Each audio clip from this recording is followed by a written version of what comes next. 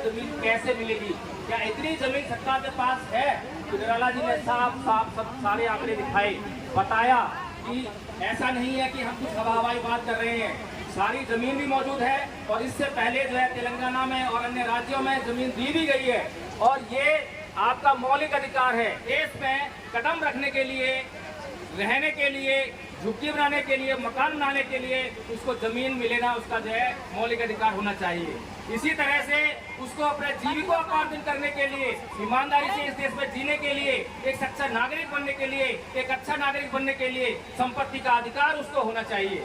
तो साथियों, ये जो आपका अधिकार है, ये आपका मौलिक अधिकार है, प्राकृतिक अधिकार है, आपकी जरूरत का अधिकार है। आप कोई ऐसी मांग नहीं कर रहे हैं जो नाजायज हो, आपकी बड़ी जायज मांग है और हम अपनी जायज मांग को लेकर ये प्रदर्शन कर रहे हैं, कि धरना कर रहे हैं, यहाँ पर बैठकर सरकार से कोई अन्याय नहीं करवा रहे हैं। जीने का अधिकार चाहिए, हमें जीने का अधिकार जब तक नहीं मिलेगा, उतना ही जीने का अधिकार जितना इस देश में अडानी को जीने का अधिकार है, जितना इस देश में अंबानी को जीने का अधिकार है, जितना इस देश में योगी जी को जीने का अधिकार है, जितना इस देश में मोदी जी को जीने का अधिकार है, जब तक हमें उतना ही जीने का अधिकार, उतने ही सम्मान और स्वाभिमान के साथ जीने का अधिकार नहीं मिलता, तब तक हमें ये समानता का अधिकार मांगने कोई माने नहीं मिलता।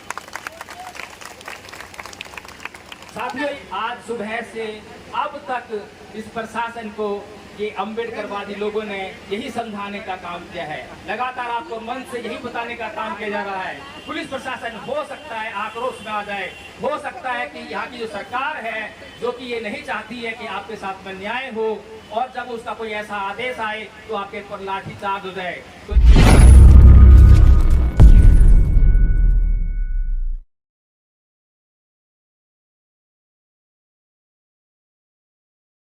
सबसे पहले आप लोगों को मेरा जय भीम नमो बुद्धाय। मैं एडवोकेट जय भीम प्रकाश, जैसे मेरा परिचय पहले दिया चुका है, दिल्ली से आया हूँ आप लोगों के बीच में। और आप लोगों की जब मैंने मांग सुबह आकर, बल्कि कल ही आ गए थे हम लोग जो है, और जब निराला जी ने ये मांग बताई तो मुझे जानकर बहुत खुशी हुई कि अब तक जो है राजनीति के नाम पे लोग राजनीति बहुत कर रहे हैं, सड़क के आंदोलन बहुत कर रहे हैं, तरह तरह के आंदोलन कर रहे हैं, गुमराह कर रहे हैं पब्लिक को, लेकिन उनके हक अधिकार की असली बात कोई करने वाला नहीं है। जब पता लगा कि 1 एकड़ की मांग की गई है तो मुझे बड़ा आश्चर्य हुआ। मैंने निराला जी से पूछा कि 1 एकड़ जमीन कैसे मिलेगी? क्या इतनी जमीन सरकार के पास है? तो निराला जी ने साफ सब सारे आंकड़े दिखाए, बताया कि ऐसा नहीं है कि हम कुछ हवाई बात कर रहे हैं, सारी जमीन भी मौजूद है और इससे पहले जो है तेलंगाना में और अन्य राज्यों में जमीन दी भी गई है और ये आपका मौलिक अधिकार है। हालांकि जब संविधान लागू हुआ उस समय जो है संपत्ति का अधिकार आपका मौलिक अधिकार था, लेकिन बाद में उसको बदल दिया और मौलिक अधिकारों से वहां से हटा दिया गया उसको। और हमें ये समझना चाहिए, जिस प्रकार से एक व्यक्ति जब इस देश में जन्म लेता है तो उसको सांस लेने के लिए हवा का कोई टैक्स नहीं देना पड़ता, कोई उसके पैसे नहीं देना पड़ते, उसको इस देश में पानी पीने के लिए कोई टैक्स नहीं देना पड़ता। उसी प्रकार से उसको इस देश में कदम रखने के लिए, रहने के लिए, झुग्गी बनाने के लिए, मकान बनाने के लिए उसको जमीन मिले ना, उसका जो है मौलिक अधिकार होना चाहिए। इसी तरह से उसको अपने जीविकोपार्जन करने के लिए, ईमानदारी से इस देश में जीने के लिए, एक सच्चा नागरिक बनने के लिए, एक अच्छा नागरिक बनने के लिए संपत्ति का अधिकार उसको होना चाहिए। तो साथियों, ये जो आपका अधिकार है, ये आपका मौलिक अधिकार है, प्राकृतिक अधिकार है, आपकी जरूरत का अधिकार है। आप कोई ऐसी मांग नहीं कर रहे हैं जो नाजायज हो, आपकी बड़ी जायज मांग है और हम अपनी जायज मांग को लेकर ये प्रदर्शन कर रहे हैं, कि धरना कर रहे हैं, यहाँ पर बैठकर सरकार से कोई अन्याय नहीं करवा रहे हैं, कोई उससे कोई अपराध नहीं करवा रहे हैं, उससे बल्कि न्याय करवा रहे हैं, उससे पुण्य करवा रहे हैं। अगर सरकार आपकी मांग को मान लेती है तो उससे जो ये सरकार है, आपने लगातार सुनते आए होंगे कि इसको हिंदू राष्ट्र बनाने का सपना देख रही है, कि भारत को हिंदू राष्ट्र बनाना है। तो हम चाहते हैं कि आपका हिंदू राष्ट्र जो है ऐसा राष्ट्र होना चाहिए जिसमें जो है हर एक नागरिक को उसको बराबर का अधिकार मिले, समानता का अधिकार संविधान हमें देता है। लेकिन क्या आप समानता का अधिकार हमें देने के लिए तैयार हैं? समानता का अधिकार खाली कहने भर से नहीं रहता, इससे नहीं होता कि हमें समानता का अधिकार आपने कानून के जरिए दे दिया कि आप न्यायालय में जाइए, न्याय लेने का आपको अधिकार है, आपको रोड पे घूमने का अधिकार है, आपको ये अधिकार है, वो अधिकार है, बल्कि हमें जीने का अधिकार चाहिए।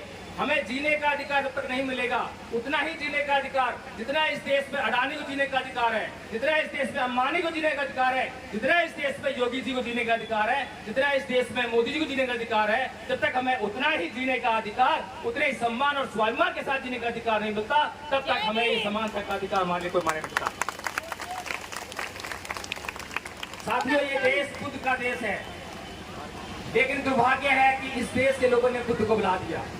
अगर इस देश के लोगों ने बुद्ध को ना बुलाया होता तो ये शासन प्रशासन और आप सभी लोग जो है यहाँ पर इतने प्रताड़ित और इतने विकसित ना हुए होते। भगवान बुद्ध ने इस देश को, पूरे संसार को संदेश देते हुए कहा कि ना ही वेरेन वेरन समन्ति अवेरेन च समन्ति ऐस धम्मो सनंतरो, कि वैर से कभी वैर शांत नहीं होता, अवैर से ही वैर शांत होता है। आज सुबह से अब तक इस प्रशासन को ये अम्बेडकरवादी लोगों ने यही समझाने का काम किया है, लगातार आपको मन से यही बताने का काम किया जा रहा है। पुलिस प्रशासन हो सकता है आक्रोश में आ जाए, हो सकता है कि यहाँ की जो सरकार है जो कि ये नहीं चाहती है कि आपके साथ में न्याय हो, और जब उसका कोई ऐसा आदेश आए तो आपके ऊपर लाठी चार्ज हो जाए। तो मंच के माध्यम से आपको यही कहा गया कि लाठी को पकड़ना भर, लेकिन पलट कर वार मत करना। ये भगवान बुद्ध की वाणी है, भगवान बुद्ध के सिद्धांत चलने वाला देश है। तो भगवान बुद्ध को मानने वाले लोग कभी भी जो अन्याय नहीं कर सकते। हालांकि जो दूसरी बात करते हैं वो लगातार हिंसा की बात करते हैं, हिंसा के साथ में अत्याचार करने की बात करते हैं, और हिंसा और अत्याचार से आपके हक और अधिकारों का दमन करने की बात करते हैं, आपके अधिकारों को छीनने की बात करते हैं। हमें जो है अपने अधिकारों की सुरक्षा करने हैं, हमें अपने अधिकार की सुरक्षा करने का पूरा अधिकार ये भारत का संविधान देता है, और इस अधिकार को हमसे कोई छीन नहीं सकता। ये शासन और प्रशासन से हमारी दुश्मनी नहीं है, हमारी मांगे इस देश की सरकार से है, इस राज्य की सरकारों से है। इस राज्य की सरकार आकर हमें बताए कि उसने हमारी मांग के प्रति क्या नीति बनाई है, क्या योजना बना रही है, कितने दिनों में उसको इम्प्लीमेंट करने वाली है। अगर वो ऐसा आश्वासन हमें देती है तब हम कुछ सोच सकते हैं।